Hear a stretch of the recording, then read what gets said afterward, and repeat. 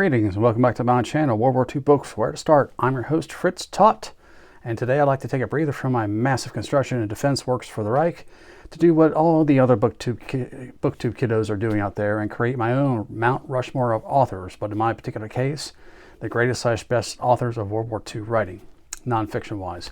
It's a very difficult parameter to fulfill, and I'm going to shamelessly copy the idea of another channel that I liked very much, thought it was quite clever. I'm going to make one Mount Rushmore of my personal favorite authors in the field, and then another mountain of 4 other names in a somewhat empirically objective experiment for the overall best authors in the field. I think will stand up to rigorous peer review. I really do. But you'll have to tell me how I've carved the stonework and whether I've screwed it all up or not. But at the outset, I have a naughty list of authors who must not be considered, or shall we say, non-nominatable, with reasons given after each name or batch of names. Okay, ready, steady, go. Let's hit the books.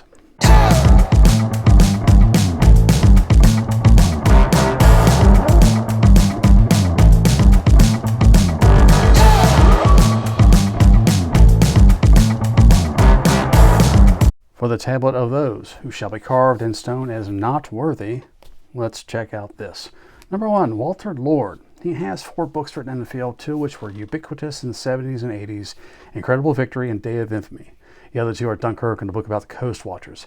But as big as the Pearl Harbor and the Midway books were at the time, and their influence upon the cast in stone views many Americans had or still have of these events today, the books are clearly antiquated and do not stand up to today's modern scholarship. He was a pioneer, but the trail is faded. Number 2 would be Martin Middlebrook. With 11 books in World War II to his credit and tackling topics from Peenemünde to the Repulse/Prince of Wales action, you might think I'd consider him a cornerstone or a building block of World War II reading. However, I feel his writing is lackluster, sometimes unclear, and it's also prone to excuse British failures and foibles, and I just can't go for that. Number 3. This is a trio, David Glantz / Michael Reynolds / Robert Forsythe. This is the Rivet Counter Brotherhood, and I'm just not into that particular fetish. They have their devoted following who will charge into literary battle with them and for them, but I'm not in that brigade, so no thank you, and they are not nominatable. And number 4, and it has to be said, David Irving, the king of revisionists. He is an embarrassment in World War II writing that must be dealt with and acknowledged that he exists or has existed. He is soon to depart this mortal coil.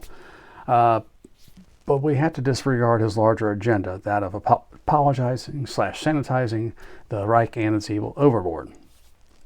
Okay, so now that I've got that business out of the way, let's get to my own personal private Mount Rushmore, my all-time faves that I feel deserve a monument all their own.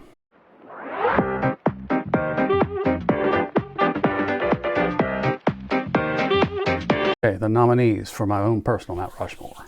Number 1, Max Hastings. A master of the personal anecdote, deep analysis of personalities in war, and mastery of survey history, Max is not to be missed or ignored. 12 books in the field on World War II, and if still going, he's a beast. Number 2, Anthony Beevor. From his breakthrough book in Stalingrad in the late 90s to his more recent efforts on the Ardennes and Market Garden, Beevor has revitalized the writing of the major set-piece battles in ETO. Number 3, John Toland.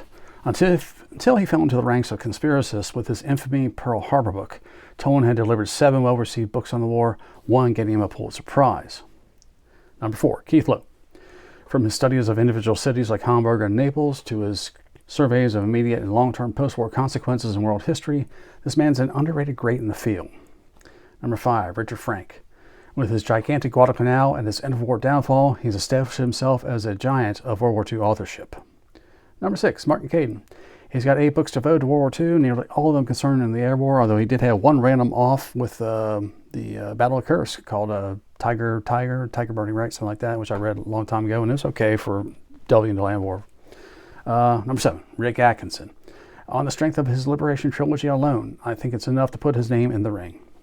And number 8, Bill Sloan. Devoted to the infantrymen in the Pacific War, a natural storyteller and an excellent writer combined, a rare talent. And now, the winners. Number 1, Anthony Beevor. I really like this guy for his, as I say, bringing more modern scholarship to and sensibilities to these set-piece battles of Europe. It's very good, it's very detailed, and he likes to work in the civilian experiences in these particular battles. documentation is pretty good. Sources are pretty good. There's a lot of people out there who really rip him up for the Arnhem, like really, really small snippets of just he didn't get this right, he didn't get the right. Really, really extremely miniature rivet counting in Arnhem. They think he bungled it entirely. I don't think so, but I'm not like an on the site, expert historian running a museum there to give the minute by minute analysis. But there's a lot of people out there. But you got to understand the thing about Arnhem, it's a major divisive struggle in popular culture amongst World War II guys about the British versus the American contribution, who screwed up the most. So I understand the bitterness concerning that particular work. But I think he's clearly one of the best working today. Number 2, Keith Lowe. I just caught on to him kind of recently within the last 5 years, because I had read his Savage Continent back in 2016 or so, and I read it again this year. It's phenomenal. And his Naples and his Hamburg Fiery Destruction books, top notch. And then his, I think I just read World War II and What It Did to Us. I think kind of paraphrasing the title there. He's phenomenal.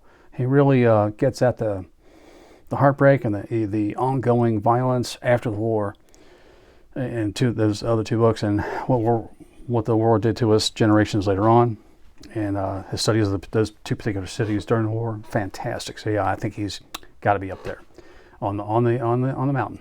Number 3, Sir Max Hastings. There's no way he was not going to make the face of Mount Rushmore here.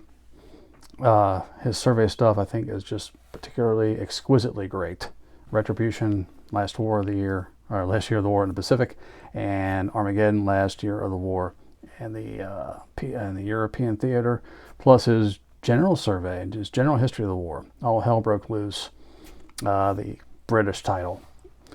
He's just really good at narrative history and bringing the common man into the experience, along with high level guys, civilians, production, everything you could ask for. He's got it in spades. He's got a particularly sarcastic, saucy style, though. He's not an above-the-board neutral historian by any stretch of the imagination. He is very particular, and he's partisan. He will give you his views and feelings. There's no way of mistaking them. However, even within that limitation or debit to his style, shall we say, or his impartiality credits, I think he's one of the best, Max Hastings. And number 4, Mark Caden. Overall, I really haven't covered that much aviation stuff on this channel, despite having 70 plus videos.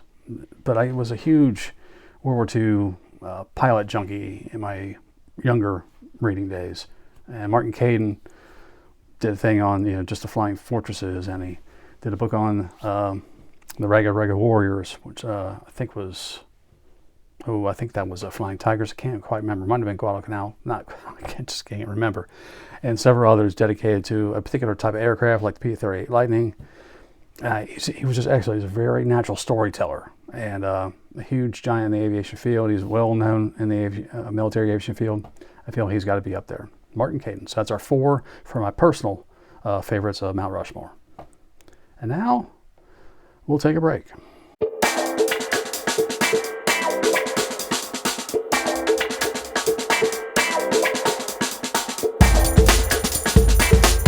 All right, and now for the semi-objective monumental representation of the greatest World War II nonfiction writers. The nominees: A. Cornelius Ryan. If there is anyone who might be considered a household name in World War II writing, Ryan might be that name, with his 3 books devoted to D-Day, Market Garden, and the Fall of Berlin. Number 2, Timothy Snyder. Only 2 entries in World War II writing, but monumental entries they are. Bloodlands and Black Earth are essential World War II/Holocaust reading. Number 3, Lloyd Clark. Clark takes smaller pictures, shall we say, of well-known battles and infuses them with modern takes and wonderfully brisk prose that doesn't compromise the material he's presenting. Carlos Dieste. Number 4, thorough, precise, and painstaking. His army routes are hard to miss in his appraisals of the Sicily and Anzio campaigns, his study of D-Day, and his bio of Patton. Number 5, Gordon Prang and his assistants Goldstein and Dillon, I should say posthumous assistants there, to be clear. Prang is still the dean of Pearl Harbor historians as far as I'm concerned, and those successive generations have all made their marks, of course. Not to be taken as the final word on Pearl Harbor, he nevertheless is the bedrock of the study of that battle. Number 6, David Stahel. Nearly a rivet counter. He skirts the edge. He's this close. With 5 books devoted to the breakdown of the invasion of Russia in 41, he hasn't gone any further on the Ost front yet, but these 5 are a great foundation for deeper study of the Titanic struggle there. Number 7, Prip Pitar, also skirted the edge of rivet counting excess, and he's closer than Stahel. He's really close to the edge. Pitar has far more work to his credit, ranging all over the Eastern Front, and I do mean all over it. Number 8, Ben McIntyre, master of espionage. He takes up the difficult task of discovering what was real and what was myth in the spy game of World War II, and the results are impressive, with Mincemeat, Agent Zigzag, Agent Sonya, and others. Norman Freeman, number 9, the best technical writer out there for shipbuilding, except no substitutes. Number 10, Ian Kershaw. With 11 books in World War II field, I've read 4 of them, and really, if he had done nothing but the Hitler bio, he'd have to be nominated just for that. So that's a list of heavy hitters there. We'll take a moment for everyone to consider who might get carved in stone.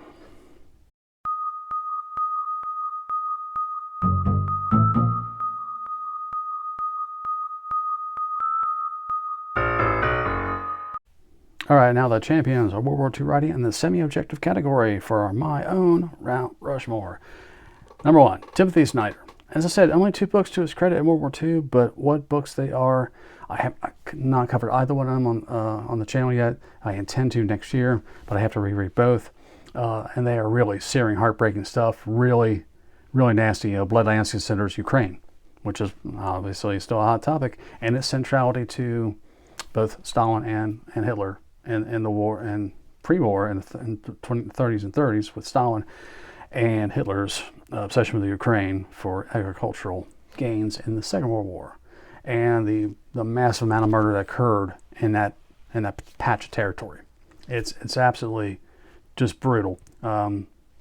He does not shy away from the grisliest stories you could ever imagine coming out of that area and relating them, and for good reason. It's excellent. And Black Earth is also good, but that centers on Poland. Number 2, Ben McIntyre. He is the modern master of espionage writing. He's British. I think he's fantastic. Got quite a bit of humor. He sees the humor in the situations in the material he's presenting, especially in Operation Mincemeat. There's some quite hysterical sections there that don't necessarily mean to be, but you just can't help it. It's funny. He has since branched out a little bit. He did a history of the SAS, which I did not dig at all. Thought that book was actually yuck. But then there's Prisoners of the Castle, which is really good, about Colditz. He's just really relatable, down-to-earth, very natural writing style. Ben McIntyre has to be on there. Number 3, Carl D'Este. He was a dark horse when I started considering this list, but then I got to think about how thorough and painstaking he is and how detailed, and he's not willing to go out on a branch for anything that's not well supported. His recounting of Sicily and Anzio and D-Day are just top-notch. Not exciting reading. He's not going to light you up with, with your hair on fire and running through a brick wall with his writing. He's not. He's kind of a plodding horse, but he'll get you there. He's good. He's just really solid and well done. And number 4, Norman Freeman. I've got like half a dozen of his design studies: cruisers, destroyers, battleships, cruisers, aircraft carriers, and submarines. And he's gone on to do even small craft, landing craft. Now he's doing British battleships and British cruisers of World War II. I mean, he's just over a 40-year career. It's just amazing. The technical prowess you have to present this material in such density with the amount of clarity he does is simply phenomenal. And you'll see him pop up, or used to, on History Channel and other documentaries when they need something background for technical stuff. He's top of the mark. Can't know better than that. He easily deserves a place on this semi-objective Mount Rushmore. So, okay then, we have our winners and losers. And again, in the comments, let me know where I screwed up or somebody I missed. And yes, I did not go the representative route. If you're detecting the fact that there are no women on the list, you're right. I've read one-offs from various authors, but no woman that I'm aware of has done a dedicated World War II career that I'm aware of in nonfiction. Could be wrong. Could have missed somebody, a giant that I just don't know about. But that's why there's no women even considered here. Sorry, not sorry. So then we have our winners, and I'm going to put my organization to the task of building these monumental monuments immediately for the greater glory of World War II history. Feel free to blast away at me in the comments for your favorite writers I'm either dissed or not nominated. I may come back to this concept in the future as I read ever further into the infinite amount of World War II literature. I'm Fritz Tutt, and I gotta tell you, between the Atlantic Wall, the Autobahns, and flak towers, I'm quite overworked and underappreciated.